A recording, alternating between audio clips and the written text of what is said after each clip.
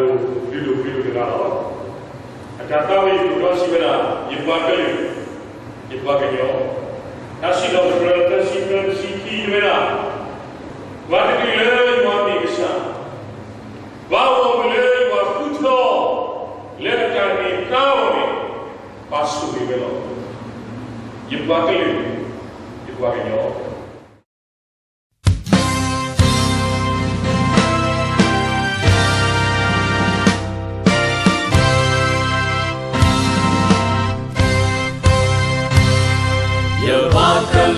Pakenya, walaya ela, namine mabubata, lo ela kui waluma, yo engele ne tatapa, ne takutaka, le ta eno ta yo kata wipatra nami pakenya, yo pakeluna, walaya eno, mana mine utapa le hokono.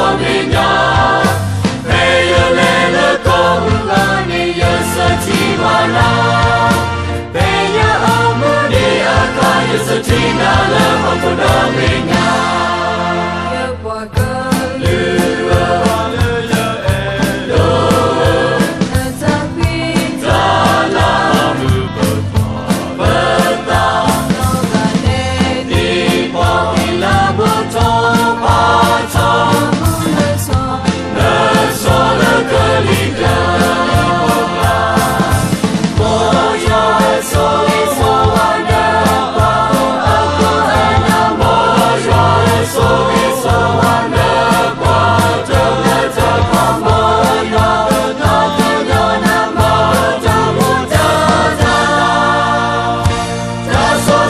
Total